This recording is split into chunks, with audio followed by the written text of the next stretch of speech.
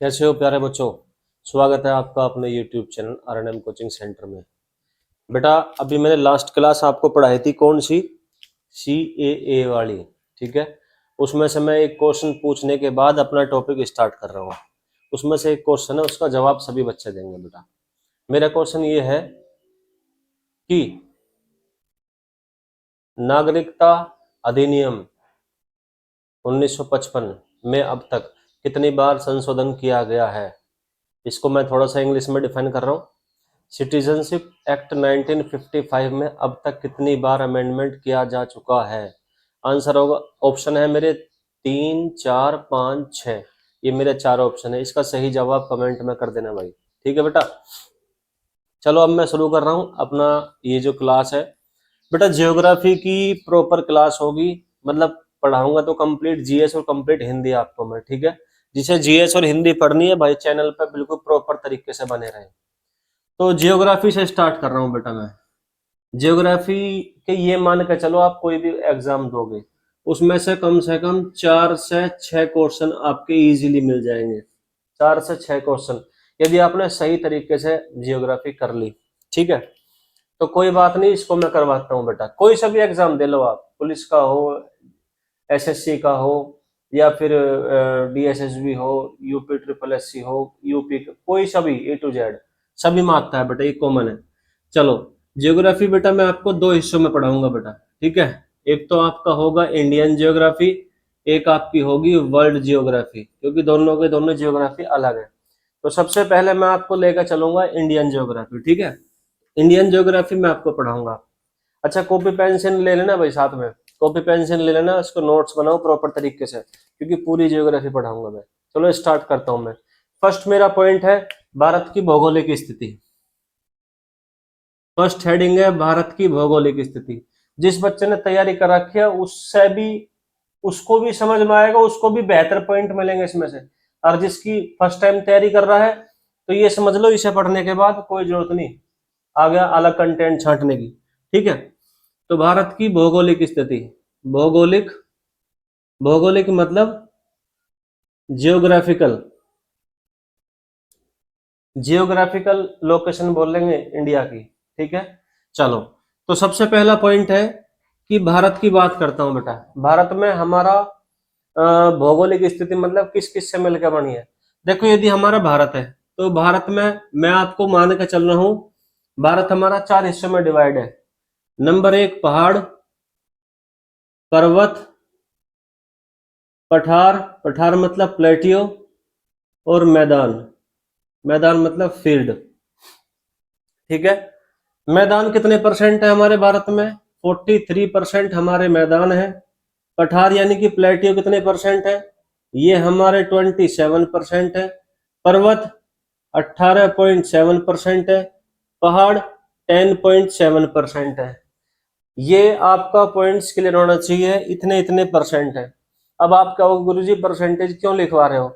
CPO में पीछे exam SSC CPO में क्वेश्चन ये बना था, ध्यान से सुनना क्वेश्चन, कि वर्ल्ड में, वर्ल्ड कह दो या पूरी अर्थ कह दो, अर्थ का कितने परसेंट भाग बर्फ से ढका हुआ है, यानी कि आइस से कवर है। अर्थ का कितने परसेंट हिस्सा? आपका आंसर होगा 10%। ये जो पॉइंट मैं बता रहा हूं ये आपको पता होना चाहिए। जब आपसे ये क्वेश्चन पूछ सकता है तो आपसे ये भी पूछ सकता है। कैसे पूछेगा कि बताइए भारत का कितने परसेंट हिस्सा मैदान में, मैदान है, भारत का कितने परसेंट हिस्सा मैदान है? आंसर होगा 43%। भारत के कितने परसेंट हिस्से में पठार है मतलब प्लेटियो है? 27%। इसी हिसाब से पूछ लेगा। अब इसको समझाने वाली बात है, मान लिया ये हमारा पहाड़ है, इसकी डेफिनेशन बता रहा हूं मैं आपसे। पहाड़ की जो जहां तक हाइट होती है इसकी 1000 मीटर तक होती है। 1000 मीटर तक कि जितने भी ऊंचे पहाड़ इस टाइप के हैं उसको हम पहाड़ बोल लेंगे बेटा। पर्वत, पर्वत बोल लेंगे हम। मिनिमम हाइट, मिनिमम जो हाइट है वो होनी चाहिए 1000 मीटर। मिनिमम हाइट 1000 मीटर है, उसको हम बोल लेंगे पर्वत। प्लेटियो किसे बोल लेंगे बेटा? प्लेटियो क्या करती है, इस तरह से होगी। मिनिमम जो हाइट होगी, फिर मैं आपसे बता रहा हूं, पठार की जो मिनिमम हाइट है वो होगी 300 मीटर तक, पहली कंडीशन है। दूसरी कंडीशन क्या है, ऊपर से कैसा होगा, फ्लैट, ऊपर से कैसा होगा, फ्लैट, अप्रोक्स फ्लैट होगा। ये दोनों खास बात जिसमें भी होंगी तो समझ लो वो हमारा पठार होगा। पठार जैसे कि हमारे 2-3 पठार हैं, मालवा का पठार है, छोटा नागपुर का पठार है, ढक्कन का पठार है, ये 3-4 पठार हमारे भारत में है। चलो ठीक है।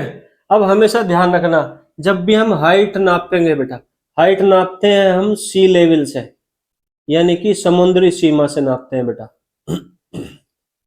समुद्री सीमा से नापते हैं। ठीक है, ये कंटेंट आप इसको बना लेना एज इट इज। क्वेश्चन कैसे बनेंगे ये मैं आपको बता चुका हूँ, किसको क्या कहते हैं ये मैंने आपको समझा दिया। ठीक है, चलो मैं इसको हटा रहा हूं बेटा। इसको पॉइंट टू पॉइंट नोट कर ले भाई। तो भौगोलिक स्थिति यानी कि भारत हमारा किस किस चीज से, भारत में क्या क्या चीज कितने कितने परसेंट है मैंने आपको बता दिया। ठीक है, हर बच्चा कॉपी पेन लेके बैठे बेटा। नेक्स्ट आपकी हेडिंग है भारत, भारत की अक्षांशीय, अक्षांशीय व देशांतरीय, देशांतरीय स्थिति। ठीक है, अक्षांश मतलब लैटिट्यूड, लेटी जो इस तरह से रेखाएं जितनी मिलेंगी आपको लेटीट्यूड, ये है आपकी है लॉन्गिट्यूड, लॉन्गिट्यूड। तो हमारे जो ग्लोब है बेटा, ग्लोब में हम फिलहाल अपने भारत की लोकेशन देखेंगे कहां पर है, हमारी अर्थ के। चलो मैं आपसे बता रहा हूं बेटा, ये मैं हल्का सा मैं आपको भारत का डायग्राम बना के दिखा रहा हूँ, थोड़ी सी मिस्टेक हो जा कोई दिक्कत नहीं है, लेकिन लमसम हमारा जो भारत है ना वो इस तरह से ही है। ठीक है, अब हम इसको अक्षांश स्त्री हमेशा चारों डायरेक्शन में देखेंगे, चारों डायरेक्शन में, यानी कि ईस्ट, वेस्ट, नॉर्थ, साउथ। ठीक है, कौन कौन सी रेखा गुजर रही है बेटा हमारी, एक रेखा गुजर रही है यहाँ, ये जो लेटी हुई है तो इसका मतलब ये अक्षांश रेखा है। एक रेखा गुजर रही है हमारे साउथ के हिस्से से, एक रेखा हमारे बिल्कुल यहाँ से गुजर रही है, एक रेखा हमारे यहाँ से गुजर रही है। इन चारों रेखाओं के नाम पता होना चाहिए कि किसका ईस्ट वेस्ट नॉर्थ साउथ में इनका क्या नाम है। मैं आपको बता रहा हूं, 8 डिग्री 4 मिनट, 8 डिग्री 4 मिनट उत्तरी अक्षांश, उत्तरी अक्षांश का मतलब है नॉर्थ लैटिट्यूड। अब हमने नॉर्थ क्यों लगाया, क्योंकि हमारा जो भारत है वो नॉर्थ में स्थित है। 0 डिग्री अक्षांश, 0 डिग्री अक्षांश मतलब जिसको हम बोलते हैं भूमध्य रेखा, इसको एक तरह से समझ लो, ये हमारी अर्थ है, ये हमारी 0 डिग्री अक्षांश है, अक्षांश मतलब लेटिट्यूड। ठीक है, तो हमारा नॉर्थ इसलिए लगा है क्योंकि ये हमारे नॉर्थ गोलार्ध में स्थित है, ऊपर नॉर्थ है नीचे साउथ है। अर्थ, ये रेखा अर्थ के 2 हिस्से करती है, एक उत्तरी गोलार्ध, गोलार्ध यानी कि गोले का आधा हिस्सा, उत्तरी मतलब इसको इंग्लिश में बोलते हैं नॉर्थर्न हेमिस्फेयर, इसको बोलते हैं साउथर्न हेमिस्फेयर। तो हमारा जो भारत है बेटा यहाँ पर स्थित है। ठीक है, चलो अब यहाँ से जो रेखा गुजर रही है 8 डिग्री 4 मिनट नॉर्थ लैटिट्यूड, यहां से गुजरेगी हमारी 37 degree 6 minute, 37 degree 6 minute north latitude यानी कि नॉर्थ अक्षांश। ये रेखाएं आपको पता होनी, क्योंकि ये लेटी हुई हैं तो इसका मतलब ये अक्षांश रेखा है। जो इस तरह से खड़ी हुई हैं वो हमारी देशांतर रेखाएं हैं। इसका नाम है 68 डिग्री 7 मिनट पूर्वी, 68 डिग्री 7 मिनट पूर्वी देशांतर है। ये हमारी है 97 डिग्री 25 मिनट पूर्वी देशांतर है। तो आप सभी इसको नोट कर लेना भाई कि हमने इसके सामने पूर्वी लगाया है, पूर्वी यानी कि ईस्ट लॉन्गिट्यूड, ये भी हमारा ईस्ट लॉन्गिट्यूड है। इन चारों के आप नाम विशेषकर ध्यान रखोगे। ठीक है, चलो ये आपको नाम याद होने चाहिए, ये हमारी लोकेशन है। अच्छा, एक जो अक्षांश रेखा और पूछ लेते हैं कभी कभी, यहाँ हमारा अंडमान निकोबार द्वीप समूह आइलैंड पड़ता है, जहां पर लमसम 204 के आसपास हमारे द्वीप आइलैंड है, उनका एक ग्रुप है जिसको हमने बोल दिया अंडमान निकोबार द्वीप समूह। यहाँ पर एक आइलैंड पड़ता है जिसका नाम है ग्रेट निकोबार, ग्रेट निकोबार द्वीप पड़ता है भाई, ठीक है। तो ग्रेट निकोबार द्वीप है, यहां से एक रेखा गुजरती है जिसका नाम है 6 डिग्री 45 मिनट नॉर्थ लैटिट्यूड, ठीक है। इसके बारे में अगले 2 मिनट में बता दूंगा इसका रोल क्या है। इसको मैं हटा रहा हूं भाई, इसको नोट कर लेना, ठीक है। अलग से टॉपिक बनाऊंगा लैटिट्यूड और लॉन्गिट्यूड का, अक्षांश और देशांतर का, बहुत लंबा टॉपिक है इसका, ठीक है। चलो मैं इसको हटा रहा हूं बेटा। ये डायग्राम ठीक से बना लेना भाई, बस आपको चारों की चारों याद होना चाहिए कौन से हमारी कौन सी गुजर रही है, ठीक है। ये पॉइंट्स आपको क्लियर होता है भाई। अब मैं बात करता हूं भारत के अंतिम पॉइंट। अगली हेडिंग है आपकी भारत के लास्ट बिंदु, भारत के लास्ट पॉइंट। ये हमारे अंतिम बिंदु आपका जो पॉइंट है, ठीक है, ये पता होना चाहिए भाई। ये मैंने भारत की मैंने चारों डायरेक्शन में लास्ट, यानी कि ईस्ट का जो भारत का लास्ट पॉइंट है, वेस्ट का लास्ट पॉइंट है, नॉर्थ साइड में, साउथ साइड में। साउथ साइड में तो पड़ता है कौन सा, कन्याकुमारी, ठीक है, लेकिन ये हमारा भूमिगत है। चलो इधर का हमारा नॉर्थ ईस्ट पॉइंट कौन सा है, हमारा इंदिरा, इंदिरा कॉल, ये पड़ता है जम्मू एंड कश्मीर में, ठीक है। इधर हमारा साउथ ईस्ट पॉइंट पड़ता है हमारा इंदिरा पॉइंट, भाई साहब लिखते रहना इंदिरा पॉइंट। इसको हम पिगमेलियन पॉइंट के नाम से भी जानते हैं, पिगमेलियन पॉइंट। इसको हम पार्सन पॉइंट के भी नाम से जानते हैं, पार्सन पॉइंट, इन 3 नाम से जानते हैं बेटा। कभी कभी इसकी लोकेशन पूछ लेते हैं, ये हमारा लोकेशन क्या है, ठीक है। इसकी लोकेशन है ग्रेट निकोबार, ग्रेट निकोबार द्वीप पर पड़ता है ये, इसकी जो लोकेशन है बेटा, ठीक है। और मैंने आपसे कहा था इंदिरा पॉइंट से एक अक्षांश रेखा गुजरती है, कौन सी अक्षांश रेखा है वो, 6 डिग्री 45 मिनट नॉर्थ लैटिट्यूड, यानी कि नॉर्थ अक्षांश। ये रेखा यहां से गुजरती है। यहां से आपके 2-3 क्वेश्चन पूछ लेंगे कि बताइए भारत का दक्षिणतम पॉइंट कौन सा है, आंसर होगा ये। अगर ये ऑप्शन में नहीं है तो इसमें से कोई सा मिलेगा आपको। दूसरा पॉइंट है भारत का दक्षिणतम बिंदु कहां पर स्थित है, ग्रेट निकोबार द्वीप पर। तीसरा पॉइंट है कि भारत के दक्षिणतम बिंदु से कौन सी अक्षांश रेखा गुजरती है, आपसे ये क्वेश्चन पूछ लेंगे, आंसर होगा 6 डिग्री 45 मिनट। चौथा क्वेश्चन आपसे पूछ लेंगे कि भारत की जो है, भारत की नहीं, दक्षिणतम पॉइंट की, भारत के दक्षिणतम पॉइंट की दूरी कितनी है, कहां से, 0 डिग्री अक्षांश से। अब चूंकि मैंने आपको बताया था कि भाई हमारा जो 0 डिग्री अक्षांश ये है, ठीक है, और ये हमारा भारत यहाँ पड़ता है एक तरह से, यहाँ जब यहां से गुजर रही है 6 डिग्री 45 मिनट नॉर्थ अक्षांश, तो 0 डिग्री है, 1 2 3 इस तरह से टोटल 90 रेखाएं होती हैं बेटा कि एक हिस्से में टोटल 90। तो हमारे यहाँ से कौन सी गुजर रही है, इंदिरा पॉइंट से 6 डिग्री 45 मिनट।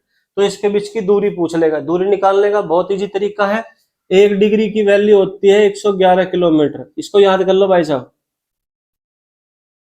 जब 1 डिग्री की वैल्यू 11 किलोमीटर है तो 6 डिग्री 45 मिनट की वैल्यू कितनी होगी, आप काउंट कर सकते हो, मल्टीप्लाई कर सकते हो, इसकी मल्टीप्लाई कर दो 111 में, आपका आंसर निकल जाएगा, ठीक है। तो इस तरह के नए नए क्वेश्चन है आपको पता होने चाहिए। चलो अब मैं इसको हटा रहा हूं, 1 डिग्री की वैल्यू 111 किलोमीटर है, इसको नोट कर लेना भाई साहब। अब मैं इसके ईस्ट और वेस्ट लास्ट पॉइंट बता रहा हूं। ईस्ट का जो पॉइंट है इसको हम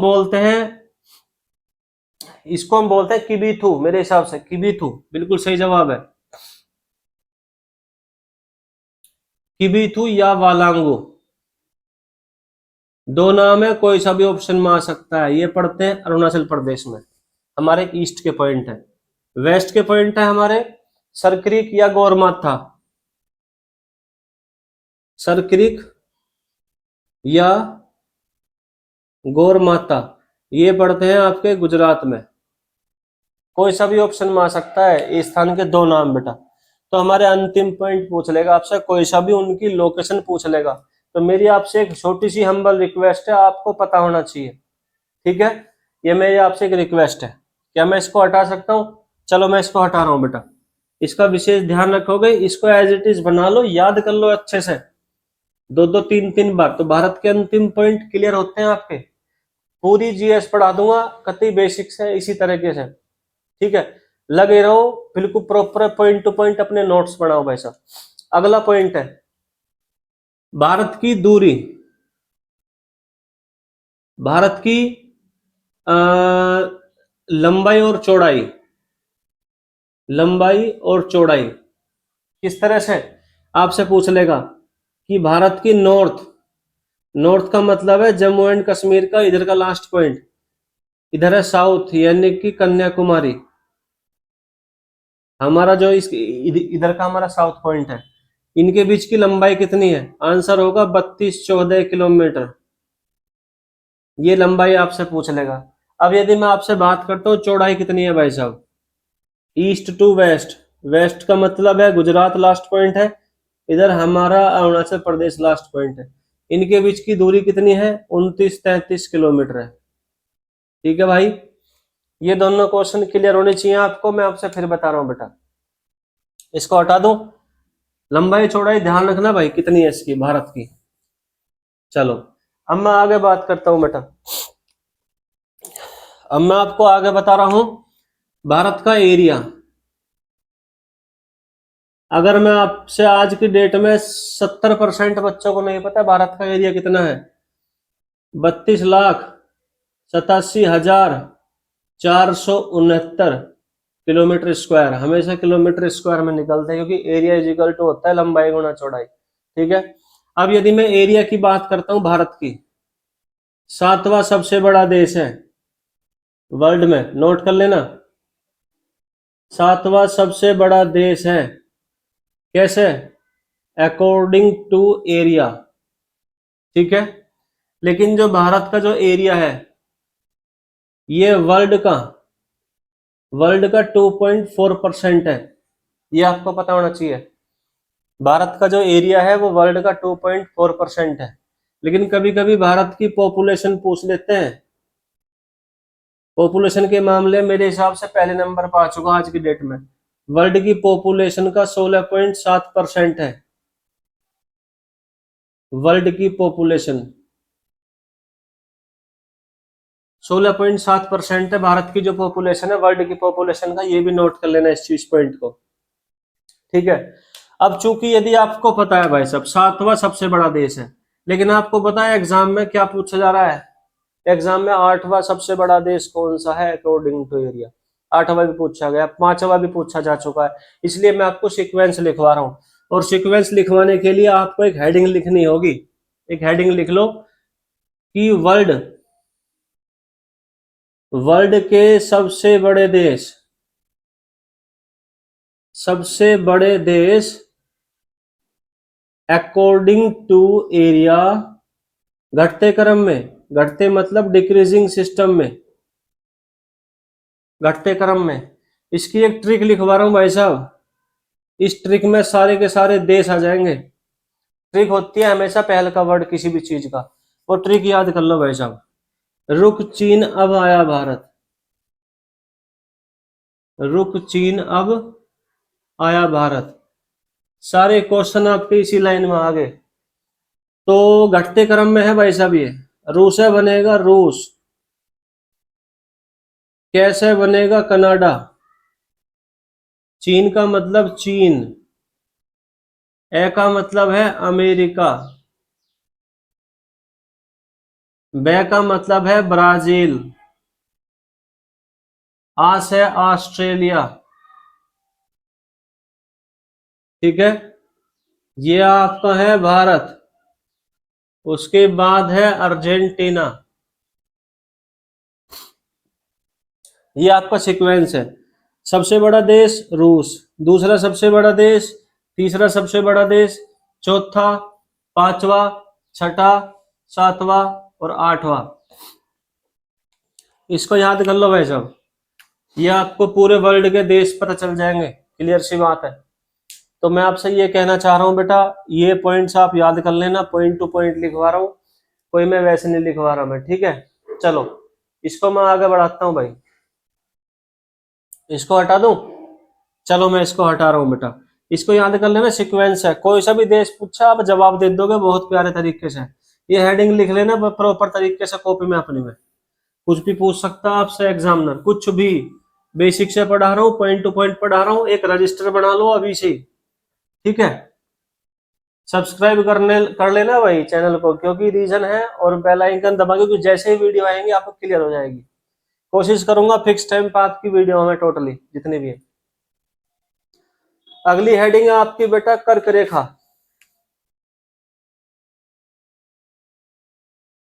कर्क रेखा जिसको हम बोलते हैं ट्रॉपिक ऑफ कैंसर। अब मैं लाइन की बात कर रहा हूं बेटा, भारत में दो रेखाएं मोस्ट इंपोर्टेंट है, एक तो कर्क रेखा है, एक आपकी मानक समय रेखा है। मानक मतलब जिसको हम अपना टाइम देखते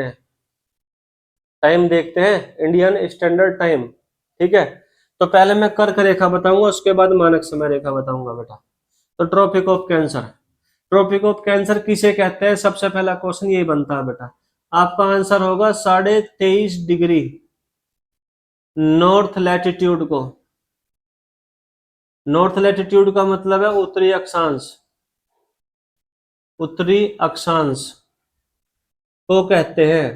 पहला क्वेश्चन है मेरा कि कर्क रेखा किसे कहते हैं, ये मेरा आंसर है, 23.5 डिग्री नॉर्थ लैटिट्यूड को कहते हैं भाई साहब। कर्क रेखा कितने स्टेट से गुजरती है, यह 8 स्टेट से गुजरती है। गुजरती मतलब पास होती है या क्रॉस होती है, आप ऐसे लिख सकते हो, ठीक है। चलो अब मैं 8 स्टेट बेटा सीक्वेंस से लिखवा रहा हूं मैं, ठीक है। ये मैं सीक्वेंस से लिखवा रहा हूं,